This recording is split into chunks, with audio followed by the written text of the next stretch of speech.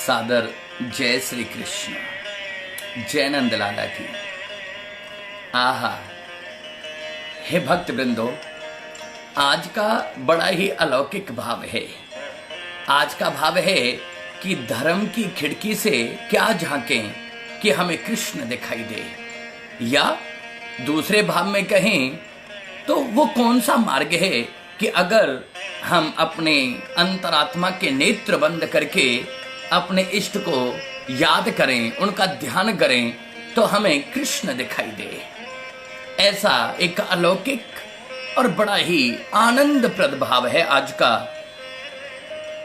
आत्मा की खिड़की से, धर्म की खिड़की से अगर हम झांकेंगे तो निश्चित रूप से हमें साक्षात श्री कृष्ण के दर्शन होंगे। भगवान कृष्ण के दर्शन करना, अपने इष्ट को साक्षात रूप में निहारना, ये कठिन नहीं है। कठिन है तो केवल हम अपनी अंतर आत्मा से अपने इष्ट, अपने परमेश्वर और अपने ब्रह्म को आत्मा से उनका ध्यान कैसे करें, ये विधि हम जान जाए। भगवान हर पल हर क्षण हमारे पास है। बस उन्हें देखने के लिए ये जो हमारे चक्षु हैं, इन चक्षुओं से अगर हमने अपने ठाकुर जी को निहारा तो हमें कभी भी दिखाई ना देंगे। हाँ, अगर हमने अपने अंतर आत्मा के चक्षुओं से ठाकुर जी को अगर निहारा तो हमें नंद नंदन श्री कृष्ण बंसी बजाते हुए हमें दर्शन अवश्य देंगे। भगवान ने तो स्पष्ट कह रखा है कि जो तू आवे एक पग तो मैं आऊं पग सात। जीव केवल संकल्प कर ले। हम आरती गाते हैं, तन मन धन सब कुछ है तेरा, स्वामी सब कुछ है तेरा, तेरा तुझको अर्पण, तेरा तुझको अर्पण, क्या लागे मेरा। ओम जय जगदीश हरे। ये गाते तो हैं, लेकिन इसका अर्थ वास्तव में हमने आज तक समझा ही नहीं। इसका अर्थ होता है तन मन धन सब कुछ है तेरा, माने हमारे जीवन के आधार आप हैं। आपको प्राप्त करना हमारे जीवन का परम उद्देश्य है। जब हम ये गांठ अपने हृदय में बांध लें, जब ऐसी अंतरात्मा में हम ऐसा भाव धारण कर लें, तो भगवान हमें मिलेंगे। संतों का मत है कि पद गावत सूर अनेक फिरे। अंधे व्यक्ति जगह जगह मांगने के लिए गाते रहते हैं। आपने देखा होगा, पद गावत सूर अनेक फिरे, पर सूर दास सो स्वाद कहाँ। बहुताल मजीरा बजाती फिरे, पर मीरा दीवानी सी याद कहाँ। श्री राम कथा कितनों ने लिखी, पर तुलसी सी मर्याद कहाँ। नरसिंह बसे प्रति खंभन में, पर काढ़न को प्रहलाद कहाँ। भगवान तो आज भी प्रत्येक खंभ में बसे हैं हे वैष्णवो, लेकिन निकालने के लिए, उनको प्रकट होने के लिए विवश करना, ऐसी अंतर आत्मा की भक्ति, ऐसा प्रेम, ऐसा भाव हमारे मन में आज तक जागृत हुआ। आश्चर्य की बात है, हमारा पुत्र स्कूल से आने में अगर जरा सा लेट हो जाए तो हमारे मन में चिंताएं व्याप्त हो जाती हैं। हमारा चित्त शांत नहीं रहता, हमारे मन में बड़ा कलेश होता है। लेकिन जिंदगी के इतने वर्ष हमने यूं ही व्यतीत कर दिए, आज तक हमें हमारे कृष्ण ना मिले। इस विरह की वेदना में हम आज तक रोए नहीं, हमने आज तक रुदन किया नहीं, हम कभी आज तक पछताए नहीं। यही हमारे भाग्य का दुर्भाग्य है, यही हमारा दुर्भाग्य है, और इसी वजह से हमें भगवान कदापि मिलते नहीं। हे वैष्णवो, दो बातें हैं, आप ध्यान दीजिएगा बात केवल दो हैं। दो प्रकार की बात होती है। व्यक्ति बाजार से, आप समझिएगा, व्यक्ति बाजार से या तो बीज लेके आता है, बीज लाके अपने घर पर, अपने खेत में उस बीज को बोता है, उसमें खाद पानी देता है और फिर वृक्ष प्रकट हो, ऐसी भावना हमारे मन में रहती है। बीज हम बाजार से खरीद के लाए, एक दिन वो वृक्ष बना और वृक्ष बन के फिर हमें फल मिला और उस फल का आनंद हमने लिया। एक विषय। दूसरी बात यह है कि हम बाजार गए और वहां से फल खरीद लाए। केवल दो ही सूरत हैं फल को प्राप्त करने की, या तो हम बीज खरीदें या तो हम फल खरीदें। अब आप समझिएगा यहां पर बीज क्या है, यहां पर मूल सार क्या है और यहां पर फल क्या है, यह समझना अनन्य जरूरी है।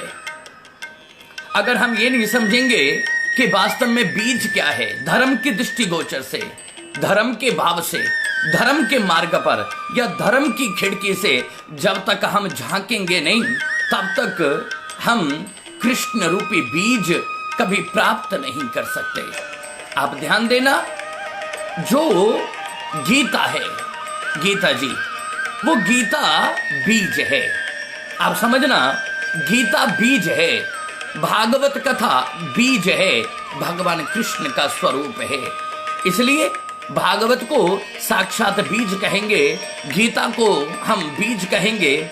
राम कथा के लिए जिनके इष्ट प्रभु श्री राम हैं, उनके लिए रामायण बीज है, और जो वेद पाठी हैं उनके लिए वेद ही बीज है। अब आप समझिएगा कि गीता क्या है। भगवान ने क्योंकि कुरुक्षेत्र में अपने पार्थ अर्जुन को स्वयं अपने मुखारविंद से गीता का ज्ञान दिया, इसलिए गीता ब्रह्म वाणी है। आप समझिएगा, वो बीज है, लेकिन बीज भी कैसा, जो भगवान स्वयं अपने मुख से निर्गलित करते हैं, अपने मुख से जिसका गान करते हैं, ऐसा दिव्य बीज है ये भगवत गीता। रामायण भगवान का स्वरूप है। भगवान राम अपने चरित्र में जीव को किस प्रकार संकटों से जूझकर और अपने धर्म के मार्ग पर चलना चाहिए, ये सिखाती है राम कथा। इसलिए रामायण भगवान का स्वरूप है, भगवान का जीवन है, और वेद ब्रह्म के वाक्य हैं, और भागवत, विचार करना, भागवत स्वयं भगवान है। आपको पहले भी बता चुके हैं, बहुत से लोग हुए जिन्होंने भगवान कृष्ण की सोने की मूर्ति बनाई, चांदी की मूर्ति बनाई, लकड़ी की, पत्थर की, मिट्टी की मूर्ति बनाई, लेकिन धन्य है परमहंस श्री वेद व्यास जी महाराज, जिन्होंने न सोने की भगवान कृष्ण की मूर्ति बनाई, न चांदी की बनाई, न लकड़ी की बनाई, न पत्थर की बनाई, न मिट्टी की बनाई। उन्होंने तो भागवत कथा रूपी शब्द के रूप में भगवान श्री कृष्ण की दिव्य मूर्ति, उनकी दिव्य छवि का निर्माण कर दिया।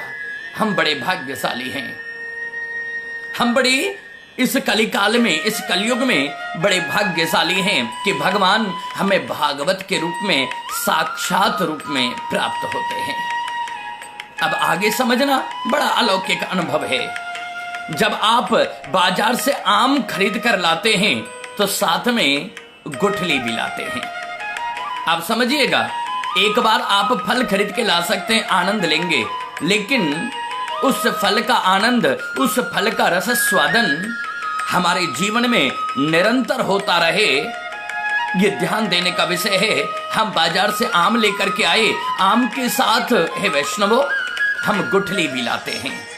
आम का फल खाया, गुठली को व्यक्ति या तो फेंक देता है और बुद्धिजीवी उस गुठली को जमीन में बो देता है, और बो करके कुछ दिन के बाद वहां एक पौधा अंकुरित होता है। धीरे धीरे वह पौधा एक वृक्ष का रूप लेता है, और वृक्ष का रूप लेकर के एक दिन हमें फल प्रदान करता है, और फल भी ऐसा नहीं कि एक बार फल प्रदान करता है, निरंतर कई वर्षों तक या हमारे जीवन पर्यंत हमें फल प्रदान करता रहता है। उसी प्रकार अगर हमें भगवान को झांकना है तो आज हम अपनी वाणी में, इस दास की वाणी में एक बंदा बड़ा ही सुंदर बीज तुम्हें देना चाहते हैं। बड़ा अलौकिक, बड़ा ही अलौकिक, बड़ा आनंदप्रद कृष्ण नाम का बीज है वैष्णवो, आज हम तुम्हें देना चाहते हैं। उस कृष्ण रूपी बीज को अपने हृदय रूपी भूमि में बोना, भगवान का भजन, भगवान का कीर्तन रूपी खाद उसमें डालना, भगवान की भक्ति रूपी जल से उसे सींचना। धीरे धीरे वहां पर एक वृक्ष, कृष्ण रूपी वृक्ष अंकुरित होगा, और धीरे धीरे उसे भजन रूपी जल से, खाद से, कीटनाशक तत्वों से उसे सींचना।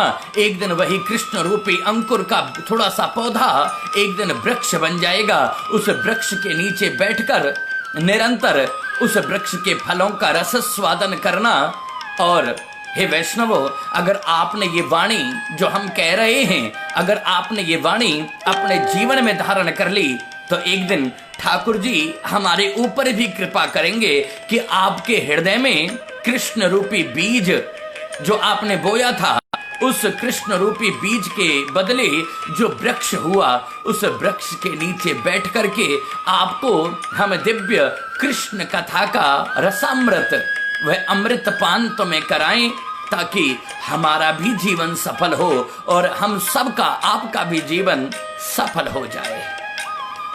हे वैष्णवो, ध्यान देना, हे भक्तों, हे भक्त वृंदो, ये दास तुमसे प्रार्थना करता है, अनुरोध करता है, तुमसे बारंबार अपनी हृदय की वेदना तुमसे कहता है कि जब हम ऐसा करेंगे कि कृष्ण रूपी बीज जब हम अपने हृदय में बोएंगे और एक दिन जब वृक्ष हो जाएगा, तभी हम धर्म के मार्ग पर चलेंगे। और जब धर्म के मार्ग पर चलेंगे तो धर्म की दृष्टि से, धर्म की खिड़की से जब भी हम झांक कर देखेंगे, हमें प्रभु श्री राम का साक्षात्कार होगा। धर्म रूपी खिड़की से हम जब भी झांकेंगे, हमें बंसी बजाते हुए भगवान श्री कृष्ण का साक्षात्कार होगा, भगवान श्री कृष्ण के दर्शन होंगे। और अगर हम धर्म के मार्ग पर रहे और धर्म की खिड़की से झांकते रहे तो निरंतर वृंदावन की कुंज गलियों में किशोरी राधा रानी सहित भगवान श्याम सुंदर एक दिव्य मुरली की तान छेड़ेंगे। और उस दिव्य मुरली की तान जब हमारे कर्ण पात्रों में जाएगी तो हम भगवान के दिव्य स्वरूप के दर्शन करके, हे वैष्णवो, अपने जीवन को धन्य और कृतार्थ बना लेंगे। और ये मानव देह का परम कर्तव्य भी है। भगवान को प्राप्त करना ही इस मनुष्य योनि का परम धर्म है। अगर आप सबने हमारी इस वाणी को सुनकर धर्म की खिड़की से झांकना सीख लिया तो आपको साक्षात्कार होगा भगवान कृष्ण का, भगवान राम का, हमारे इष्ट देव का। और जिस दिन हमें हमारे इष्ट का साक्षात्कार हो जाए, भगवान के दर्शन हो जाएं, वही दिन हमारी जिंदगी का परम दिन होगा और वही दिन हमारे जीवन को सिद्ध और सार्थक बना देगा। ऐसी कामना करते हैं कि आप धर्म की खिड़की से निरंतर नंद नंदन श्री कृष्ण के दर्शन करें, आपको निरंतर भगवान श्री कृष्ण की दिव्य मोहिनी सूरत के निरंतर दर्शन होते रहें और आपके मुख चंद्रमा को देखकर हमारे जीवन में भी, हे वैष्णवो, आनंद की अनुभूति होती रहे। इन्हीं शब्दों के साथ हम अपनी वाणी को विराम देते हैं। आप सभी वैष्णवों को, सभी भगवान के परम भक्तों को इस तुच्छ दास की तरफ से सादर जय श्री कृष्ण।